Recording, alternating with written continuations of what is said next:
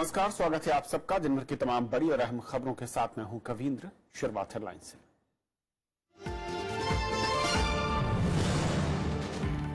नागालैंड में शुरोजली येजुत्सु को चुना गया विधायक दल का नेता। आदिवासियों की मांग के बाद नगा पीपल्स फ्रंट का फैसला, राज्यपाल को जल्द हालात सामान्य होने की उम्मीद।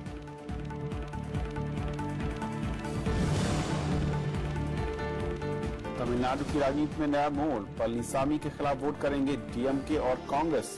पनीरसेल्वम गुट ने पलनीसामी और शशिकला को किया बाहर।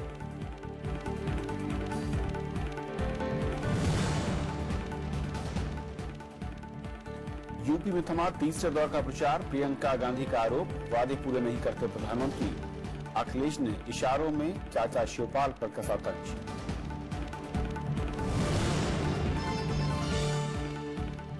बाजार में नहीं नकदी की कमी, वित्त मंत्री ने नोटबंदी को बताया दुनिया का सबसे बड़ा अभियान। आयकर विभाग 11 लाख लोगों से मांगेगा जवाब।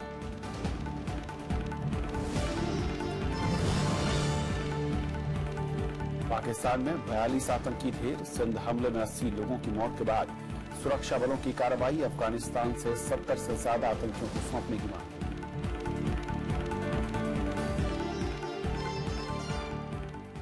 और आइए देखते हैं पहली खबर।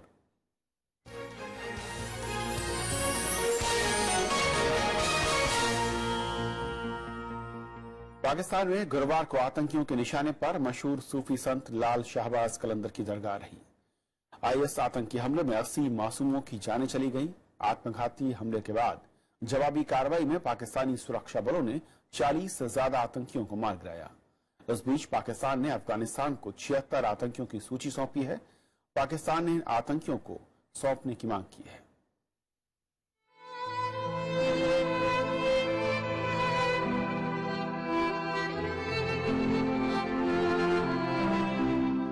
देखा कि क़यामत सुगरा जैसा मंजर था। यहाँ पे दरगाह लाल शहबाज कलंदर के अंदर अहाते में यहाँ जो सहन है पूरा, यहाँ पे हजारों की तादाद में ज़ायरीन थे, रो रहे थे। क़यामत सुगरा जैसा मंजर था, कोई किसी को उठाने वाला नहीं था। पाकिस्तान के दक्षिणी सिंध प्रांत में मशहूर सूफी संत लाल शाहबाज कलंदर की दरगाह पर हुए धमाके के बाद चश्मदीद ने कुछ यूं वहां का मंजर बयां किया। आतंकियों ने उस जगह को निशाना बनाया जो दुनिया में अमन और भाईचारे का पैगाम देती है। गुरुवार को खुदकुश हमलावर ने सेहवन शहर में खुद को उस वक्त उड़ा दिया जब बड़ी तादाद में ज़ायरीन जमा थे। तो कोई ख्याल नहीं था कि बम ब्लास्ट है, लेकिन ये अचानक ख्याल आया कि आज हम मर गए। ऐसे लग रहा था जैसे कोई क़यामत का मंजर हो। आत्मघाती हमले के फौरन बाद सरकार हरकत में आई। रातों रात सुरक्षा बलों ने आतंकियों के खिलाफ अभियान छेड़ दिया। सिंध रेंजर्स ने दक्षिणी प्रांत में जवाबी कार्रवाई करते हुए 40 से ज्यादा आतंकियों को मार गिराया। आईएस आतंकियों के इस हमले की प्रधानमंत्री नवाज शरीफ ने कड़े शब्दों में निंदा की। बीते एक हफ्ते में पाकिस्तान में हुए धमाकों में यह हमला सबसे जबरदस्त रहा। कल इतना बड़ा धमाका हुआ है, हमारे हौसले आज भी बुलंद हैं। हम नमाज जुमा अदा करने आए हैं, दरबार पर हाजिरी देने आए हैं। आज भी हाजिरी देंगे, कल भी हाजिरी देंगे, हमेशा देते रहेंगे। हम इनसे डरने वाले बिल्कुल नहीं हैं। इससे पहले भी पाकिस्तान में सूफी दरगाहें आतंकियों के निशाने पर रही हैं। 2016 में बलूचिस्तान प्रांत में शाह नूरानी दरगाह में हुए एक धमाके में 54 लोग मारे गए थे। वहीं 2011 को डेरा गाजी खान में सूफी संत अहमद सुल्तान की मजार आतंकियों का निशाना बनी, जिसमें 43 लोग मारे गए। लाहौर के दाता दरबार में 2010 को हुए आत्मघाती हमलों में 35 लोगों की मौत हो गई, जबकि पेशावर के बाहरी इलाके में 2009 को अज्ञात हमलावरों ने सूफी कवि रहमान बाबा की दरगाह को तबाह कर दिया था। Bureau report, Rajya Sabha TV. और इस पूरे मसले पर और बातचीत करने के लिए हमारे साथ खास मेहमान एसडी मुनी साहब जुड़ रहे हैं, विदेश मामलों के जानकार हैं। एसडी मुनी साहब, स्वागत है आपका। सबसे पहले तो जिस तरीके से पूरा घटनाक्रम हुआ, और मैं अगर कहूं कि पाकिस्तान में जो कि सेना प्रमुख में बदलाव के बाद ये अब तक का शायद सबसे बड़ा हमला दिख रहा है आतंकियों का, और आईएस ने सीधे तौर पर जिम्मेदारी भी ली है। इसे किस तरीके से देखा जाए? क्या पाकिस्तान के अंदर जो आईएस की घुसपैठ है उसके बढ़ते, उसके रुतबे को लेकर, उसकी पॉकेट्स बढ़ती जा रही उसको लेकर, या फिर कुछ और वजह है? सबसे बड़ी बात तो ये है कि जो पाकिस्तान की फौज ये क्लेम कर रही थी कि हमने सारे मिलिटेंट्स को कंट्रोल कर लिया है या उनको सबड्यू कर दिया है, उसको एक चुनौती मिली है इस हमले के बाद में। और ये सिर्फ हमला नहीं है, पिछले कुछ दिनों से लगातार अलग अलग ढंग से हमले हो रहे हैं आतंकियों की तरफ से। दूसरा ये भी है कि जो अंदर के ग्रुप्स हैं उनमें आपस में, जैसे तालिबान ग्रुप्स आपस में मिल रहे हैं और उनका लिंक है आईएस के साथ में। उसी तरह से लश्कर ए जंगवी को भी कह रहे हैं कि उसके कुछ सेक्शंस आईएस से मिले हुए हैं, और ये लोकल आईएस है जो इंस्पायर हो रहा होगा कहीं बाहर से, लेकिन लोग जो इसमें लगे हुए हैं वो पाकिस्तानी लोग ही हैं, वो कोई बाहर से नहीं आए हैं। और जो दावा है आईएस का कि हम अपनी जड़ें फैला रहे हैं पाकिस्तान में, शायद उसका एक इंडिकेशन भी बहुत सख्त तरीके से है। मैं उम्मीद करता हूं कि इसमें कोई उनका सेक्टेरियन डिवाइड, शिया सुन्नी वाला डिवाइड नहीं है, लेकिन अभी उसकी तहकीकात होगी तब पता लगेगा। और ये इतना बड़ा हमला हुआ है कि 80 से लोग, कुछ रिपोर्ट्स हैं जो ये कह रहे हैं कि 100 लोग तक मारे गए हैं, 250 लोग तक बहुत सीरियस इंजर हुए हैं। तो एक बहुत बड़ी चुनौती है कि फौज किस तरह से पाकिस्तान के लोगों को ये आश्वासन दे पाएगी कि हम आतंकियों से जूझने में काबिल है। और मुनीर साहब, इस पूरे घटनाक्रम के बाद जो जवाबी कार्रवाई एक सुरक्षा बलों ने सिरा ने वहां पर की है, करीब अलग अलग खबरें हैं, कहीं पर 30, कुछ जो रिपोर्ट्स में बता रही 40 से ज्यादा आतंकियों को ढेर किया गया है। क्या ये माना जाए, इसका मतलब ये है कि पाकिस्तान की सेना या एजेंसियों को पता है कि पॉकेट्स कहां पर हैं, और हमले के बाद जब जवाबी कार्रवाई में आप उन्हें मारते हैं, उससे पहले भी आप जो ऑपरेशन क्लीन की बात होती रही है, चाहे वो भारत की ओर से हो या फिर अमेरिका की ओर से या दूसरे संगठन करते रहे हों, उसको लेकर जब ये बात कही जाती थी कि पाकिस्तान को पता नहीं है, उनकी एजेंसियों को नहीं पता है, ये बात शायद अब साफ होती कि सच नहीं था। नहीं, ये तो बिल्कुल सच कभी था ही नहीं। इनको हमेशा से पता था कि कहां से कैसे कैसे गुड काम कर रहे हैं, और उसमें जो पुरानी बात है उनकी कि कुछ अच्छे आतंकी हैं, कुछ बुरे आतंकी हैं, उसमें इनको सब पता था कि ये ग्रुप्स किस तरह से ऑपरेट कर रहे हैं। जो जवाबी कार्रवाई भी हुई है वो 2 स्तर पे हुई है। एक स्तर तो पाकिस्तान के अंदर ये करके दिखाने की कोशिश की जा रही है अंतर्राष्ट्रीय समुदाय को कि पाकिस्तान बहुत सीरियसली टेररिज्म को डील करने के लिए लगा हुआ है। और दूसरी तरफ, जैसा आपने न्यूज में भी कहा, बताया था कि उसका काफी सारा आरोप उन्होंने अफगानिस्तान पर डाला है, और ये कहा है कि अफगानिस्तान के बैठे लोग इनको कंट्रोल कर रहे हैं और इनको उकसा रहे हैं। हालांकि चमन के आसपास उन्होंने जो 2 पोस्ट थी जहां से अफगानिस्तान पाकिस्तान के लोग आते जाते हैं आपस में, उनको बंद भी कर दिया है, और उन्होंने एक लिस्ट भी दे दी है कि आप इतने सारे आतंकी हमारे वहां पर बैठे हुए हैं जो वहां बैठकर काम कर रहे हैं। तो इंटरनेशनल डायमेंशन भी पाकिस्तान ने दिया है, और ये कहने की कोशिश की है कि पाकिस्तान के ऊपर भी क्रॉस बॉर्डर टेररिज्म हो रहा है। तो वो अपने आप को बचाने का भी पूरा प्रयास कर रहे हैं, और अंतर्राष्ट्रीय समुदाय को ये समझाने की कोशिश कर रहे हैं कि हम एक आतंक से प्रताड़ित देश हैं, हम आतंकवाद को बढ़ाने वाले देश नहीं है। कहां तक ये बात उनकी सफल होगी ये देखा जाएगा, लेकिन प्रयास बहुत साफ स्पष्ट दिखाई देता है इसमें। लेकिन मुनीर साहब, जिस तरीके से हाल के पिछले कुछ वर्षों में मैं कहूं कि न सिर्फ भारत बल्कि अफगानिस्तान ने खुलकर जब आतंकवाद के खिलाफ मोर्चा खोला, उसमें जिक्र सीधे पाकिस्तान का ही आया। जो आपने बात कही, क्या वाकई मैं उसी को आगे बढ़ाना चाहूंगा, पाकिस्तान की नीति देश में लोगों के गुस्से को शांत कर पाएगी, और अंतर्राष्ट्रीय स्तर पर क्या वो जो मैसेज देना चाहता है कि मैं भी शिकार हूं अंतर्राष्ट्रीय आतंकवाद का, और इसीलिए अफगानिस्तान को निशाना बनाकर वहां से एक सूची सौंपकर मैं कहूं कि अपने को पाक साफ करने की कवायद से दिखती है? हाँ, कोशिश यही है। मैं यही कह रहा हूं कि ये जो अफगानिस्तान का वाला मसला उन्होंने खोला है, क्योंकि पहले अफगानिस्तान ने हमेशा से ये दावा किया है कि पाकिस्तान में बैठे टेररिस्ट अफगानिस्तान को तबाह कर रहे हैं।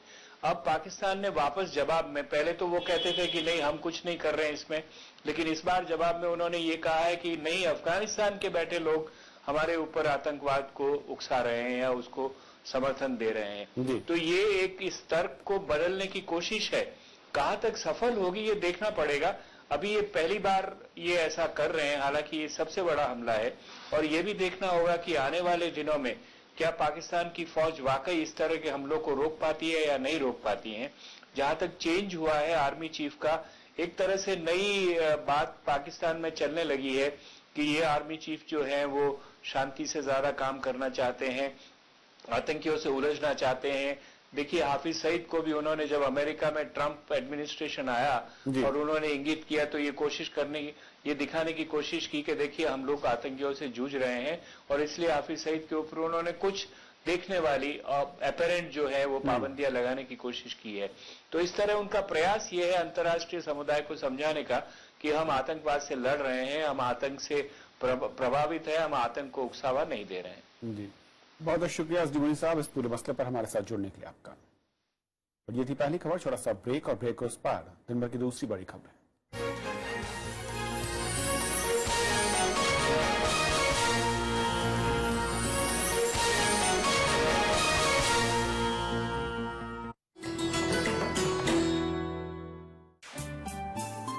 सरोजिनी नायडू स्वतंत्रता सेनानी, कवयित्री और वक्ता, कांग्रेस की अध्यक्ष निर्वाचित होने वाली पहली भारतीय महिला सरोजिनी ने 13 साल की उम्र में रची थी पहली कविता। आजादी के बाद वो बनी देश की पहली महिला राज्यपाल। भारत कोकिला के नाम से मशहूर सरोजिनी नायडू है नारी शक्ति की अनूठी मिसाल।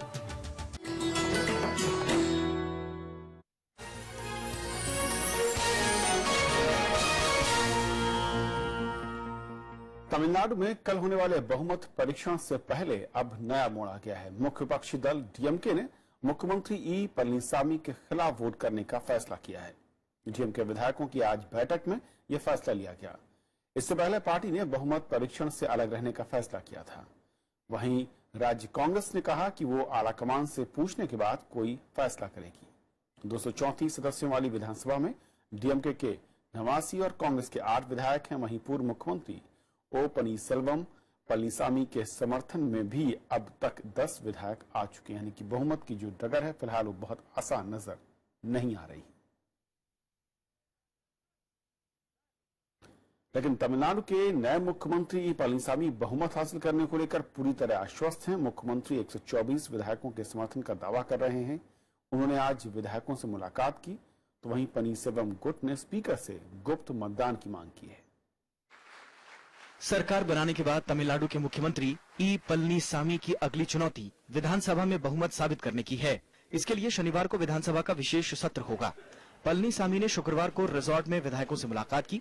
इसके बाद बहुमत परीक्षण के लिए मंत्री के सेंगोटायन को फ्लोर लीडर बनाने का ऐलान हुआ। Mr. OPS has gone to memorial. He is telling that he will meet the people in this district. Let him go wherever he wants. Truth is in our side. Surely truth will win. इस बीच पूर्व मुख्यमंत्री ओ पन्नीरसेल्वम के गुट ने मुख्यमंत्री पलनीसामी और अन्ना द्रमुक महासचिव we के शशिकला समेत कई नेताओं को पार्टी से बाहर कर दिया है। पन्नीरसेल्वम खेमे के नेताओं ने विधानसभा स्पीकर से भी मुलाकात की और गुप्त मतदान की मांग की। पार्टी विधायक आर नटराज ने पन्नीरसेल्वम को समर्थन देने का ऐलान किया। There should be democracy in the party. Whatever happens, if it is through a democratic process, everybody will be happy. So that is what should happen. And in every respect, even in our own house, I can't take a decision on my own. 10 दिन के राजनीतिक संकट के बाद तमिलनाडु में गुरुवार को नई सरकार का शपथ ग्रहण हुआ था। मुख्यमंत्री ई पलनीसामी ने 30 मंत्रियों के साथ शपथ ली। Bureau report, Rajya Sabha TV. Nagaland को जल्द ही नया मुख्यमंत्री मिल सकता है। सत्ताधारी नगा पीपल्स फ्रंट ने आमराय से मुख्यमंत्री के लिए शुरोजली लीजुत्सु का चुनाव किया है। राज्य में महिला रिजर्वेशन के खिलाफ आदिवासियों का आंदोलन चल रहा है। आंदोलनकारियों ने मुख्यमंत्री टीआर जेलियांग के इस्तीफे की मांग की थी। राज्यपाल पीबी आचार्य ने कहा है कि राज्य में हालात जल्द ही सामान्य होंगे।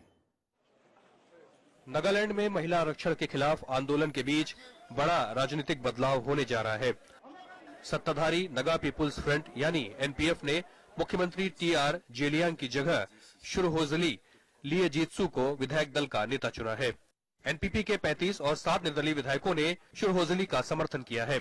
शुरहोजली एनपीएफ के अध्यक्ष भी है। आदिवासी संगठनों और सरकार के बीच गतिरोध खत्म करने के लिए यह कदम उठाया गया है।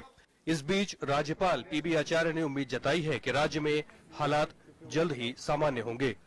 Our chief minister has heard the voice of the people. He is prepared to understand. So that is why here consultation to the जो डिमांड है उस तरह से सोच कर लोगों को विचार करना चाहिए। परिस्थिति unity of Nagas is more important than the power to any individual. आदिवासी संगठन शहरी निकाय चुनाव में 1/3 महिला आरक्षण के खिलाफ विरोध प्रदर्शन कर रहे हैं। राज्यपाल ने चुनाव प्रक्रिया को रद्द कर दिया है, लेकिन आदिवासी संगठन मुख्यमंत्री जेलियांग के इस्तीफे की मांग कर रहे थे। विरोध प्रदर्शन के चलते राज्य में पिछले महीने से कानून व्यवस्था की स्थिति बेहद खराब थी। Bureau report, Rajya Sabha TV. वित्त मंत्री अरुण जेटली ने कहा है कि भ्रष्टाचार, कालाधन और जाली मुद्रा पर प्रहार के लिए काफी शोध के बाद नोटबंदी का फैसला लिया गया। उन्होंने बताया कि पुराने नोट की जगह नए नोट की आपूर्ति का काम पूरा हो चुका है। जेटली भारतीय प्रतिभूति मुद्रण और मुद्रा निर्माण निगम लिमिटेड के 11वें स्थापना दिवस समारोह को संबोधित कर रहे थे। वित्त मंत्री अरुण जेटली का कहना है कि नोटबंदी को लेकर आरोप लगाना आसान काम है। उन्होंने इसे दुनिया का सबसे बड़ा नोटबंदी अभियान बताया। उन्होंने नोटों की आपूर्ति के लिए सरकारी एजेंसियों के प्रयासों की सराहना भी की। वित्त मंत्री ने कहा कि इनके प्रयासों की वजह से ही कुछ ही हफ्तों में हालात को सामान्य कर दिया गया था।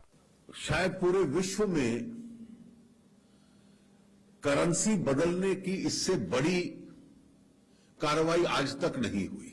कोई कहता था इसमें 1 वर्ष लग सकता है, कोई कहते थे कम से कम 7 महीने लगेंगे, लेकिन कुछ सप्ताहों के भीतर इसको सामान्य स्थिति पैदा कर देना और बाजार में एक दिन भी कमी न आना। इस बीच CNBC TV 18 को दिए इंटरव्यू में RBI गवर्नर उर्जित पटेल ने कहा कि नोटबंदी से आई गिरावट के बाद अब GDP ग्रोथ की रफ्तार बढ़ेगी। पिछले हफ्ते रिजर्व बैंक ने मौजूदा वित्त वर्ष में आर्थिक वृद्धि के अनुमान को घटाकर 6.9% कर दिया था, जो पहले 7.1% रखा गया था। Almost everyone agrees that the impact is going to be a sharp V, that we would have a downgrade of growth for a short period of time, but the remonetization has happened at a fast pace, and that was part of the plan. नोटबंदी के दौरान बैंकों में 5 लाख से ज्यादा cash deposit के बारे में 7 लाख लोगों ने आयकर विभाग के सवालों को जवाब दे दिए हैं। इनमें से 99% ने माना है कि उनकी ओर से जमा राशि का डेटा सही है। आयकर विभाग ने SMS और ईमेल के जरिए 5 लाख से ज्यादा की राशि जमा करने वाले 18 लाख लोगों से जानकारी मांगी थी।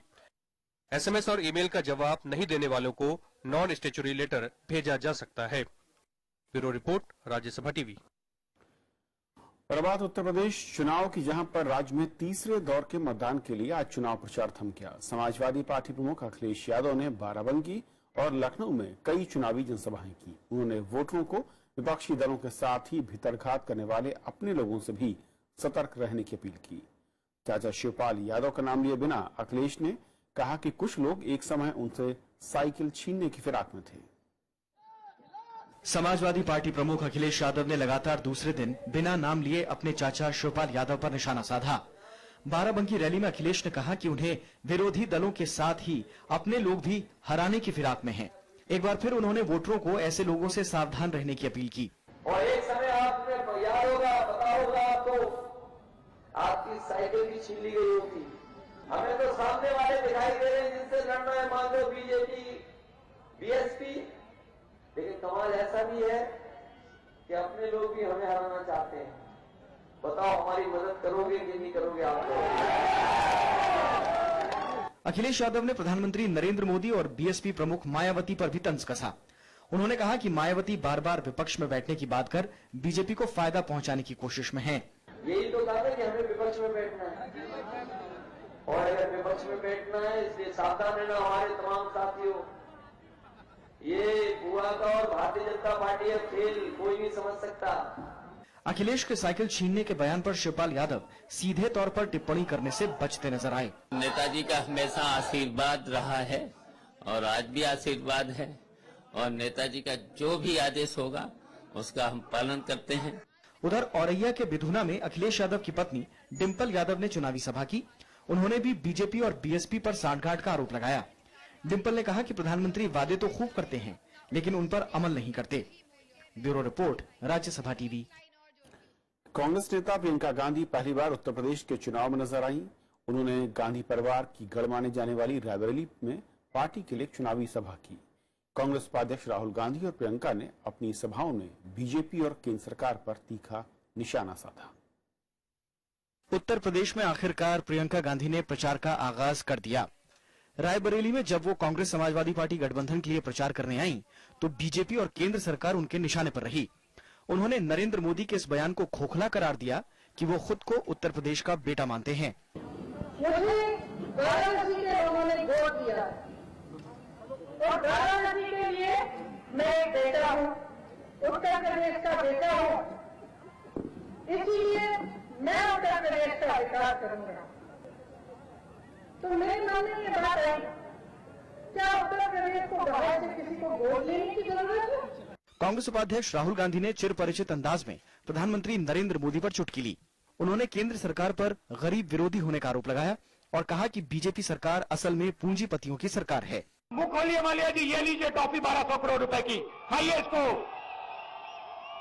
मजे की है, मजे की, मजा आएगा, बड़ा अच्छा टेस्ट है इसमें। किसान पैसे मांगता है, रायबरेली का युवा पैसे मांगता है, नरेंद्र मोदी जी कहते हैं जाओ लाइन में खड़े हो जाओ। राहुल गांधी ने केंद्र सरकार पर वादा खिलाफी का आरोप लगाया। उन्होंने तंज कसा कि नरेंद्र मोदी हर जगह जाकर नए नए वादे तो जरूर करते हैं, लेकिन सरकार बनने के बाद उन्हें पूरा नहीं करते। राहुल गांधी ने मतदाताओं को भरोसा दिलाया कि उत्तर प्रदेश की बेहतरी के लिए अखिलेश यादव सरकार जी जान लगाकर काम करेगी। Bureau report, Rajya Sabha TV. Uttar Pradesh में चौथे दौर के लिए चुनाव प्रचार में बीएसपी प्रमुख मायावती के तेवर पहले से ज्यादा तल्ख हैं। समाजवादी पार्टी के बजाय उनके निशाने पर अब बीजेपी है। उन्होंने आरोप लगाया कि बीजेपी प्रदेश में आरक्षण खत्म करने के एजेंडे पर काम कर रही है। फतेहपुर की रैली में मायावती ने बीजेपी पर तीखे हमले किए। अल्पसंख्यक वोट को खींचने के लिए उन्होंने ट्रिपल तलाक, मुस्लिम पर्सनल लॉ, गोरक्षा, लव जिहाद और देशभक्ति से लेकर आतंकवाद के नाम पर हो रही गिरफ्तारियों पर कई सवाल उठाए।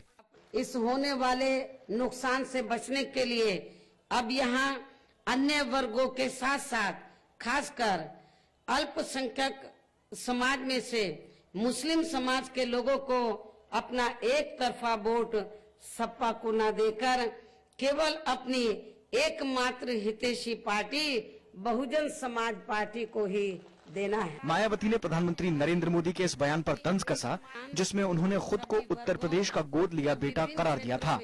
यहाँ इस प्रदेश को अपना माँ बाप बताकर व खुद को प्रदेश का गोद लिया हुआ बेटा भी बताकर यहाँ के लोगों की भावनाओं के साथ खेलने का कितना भी खिलवाड़ क्यों ना कर ले, तो भी प्रदेश की जनता अभी चुनाव में इनको कतई भी अपना आशीर्वाद देने वाली नहीं है। मायावती ने केंद्र सरकार पर वादा खिलाफी का आरोप लगाया। वहीं दूसरी तरफ उन्होंने समाजवादी पार्टी को प्रदेश में बदहाल कानून व्यवस्था के लिए जिम्मेदार ठहराया। Bureau report, Rajya Sabha TV. विधायकों का वेतन बढ़ाने के दिल्ली सरकार के फैसले पर केंद्र ने पानी फेर दिया है। केंद्र सरकार ने इस पर आपत्ति जताते हुए वापस कर दिया इसे। ये दूसरा मौका है जब इससे जुड़ी फाइल लौटा दी गई है। दिल्ली में विधायकों को वेतन में इजाफे का अभी और इंतजार करना होगा। सरकार की फाइल पर आपत्ति जताते हुए केंद्र सरकार ने ये फाइल फिर लौटा दी है। केंद्र सरकार ने इजाफे की वजह पूछी है। केंद्र के रवैये पर दिल्ली सरकार ने नाराजगी जताई है। इनके सारे एमएलएज एमपीज स्कूटर पे आते हैं और उसके बाद 5 साल बाद बड़े बड़े महल बना लेते हैं और बड़ी बड़ी गाड़ियों से उतरते हैं। वो कहाँ से आता है पैसा, इनको फॉर्मूला नहीं, या तो ये फॉर्मूला बता दें या हमारे एमएलए की तनख्वाह बढ़ा दें, दोनों में से एक काम तो करें। सरकार ने 2015 में विधायकों की सैलरी में संशोधन का बिल पारित किया था। इसमें विधायकों का वेतन 88,000 से बढ़ाकर 2,10,000 रुपए करने का प्रस्ताव था। विरोधी दलों ने भी अब दिल्ली सरकार से इस प्रस्ताव को वापस लेने की मांग की है। दिल्ली के मुख्यमंत्री जो दिल्ली से सैलरी देते हैं, दिल्ली का स्टाफ रहते हैं, वो अप्रवासी मुख्यमंत्री हैं और दिल्ली में रहते नहीं, दिल्ली के पैसे से बाकी देश की राजनीति करते हैं। तो ये दिल्ली का दुर्भाग्य। एफिडेविट इन्होंने दिया था कि हम लोग तो ऑनरेरियम देंगे, एफिडेविट दिया था कि हम सादगी से रहेंगे। तो क्या सादगी से रहने का सिर्फ चुनाव लड़ने तक की यादाश्त थी इनकी, उसके बाद ये भूल गए? सैलरी बढ़ाने में कोई संवैधानिक अड़चन न आए, इसके लिए बाकायदा विधानसभा अध्यक्ष रामनिवास गोयल ने कमेटी की सिफारिशों के आधार पर इसका खाका तैयार किया था। अनु दीवान, राज्यसभा टीवी। भारत से रणनीतिक वार्ता से पहले पठानकोट हमले के मास्टरमाइंड और जैश ए मोहम्मद प्रमुख मसूद अजहर पर चीन का बयान आया है। चीन का कहना है कि ठोस सबूत होने पर ही वो संयुक्त राष्ट्र में मसूद पर प्रतिबंध से जुड़े प्रस्ताव का समर्थन करेगा। विदेश मंत्रालय के प्रवक्ता गेंग शुआंग ने बीजिंग में भारत चीन के बीच 22 फरवरी को होने वाली सामरिक वार्ता की जानकारी दी। उन्होंने कहा कि दोनों देशों के बीच मतभेदों को कम करने और रिश्ते बेहतर बनाने से जुड़े सभी मुद्दों पर बातचीत होगी। दरअसल चीन हर बार संयुक्त राष्ट्र सुरक्षा परिषद में मसूद अजहर प्रतिबंध से जुड़े प्रस्ताव पर रुआ अटकाता है। जनवरी में अमेरिका, फ्रांस और ब्रिटेन के समर्थन वाले प्रस्ताव को भी चीन ने रोक दिया था। तो इस बुलेटिन में फिलहाल इतना ही। नमस्कार।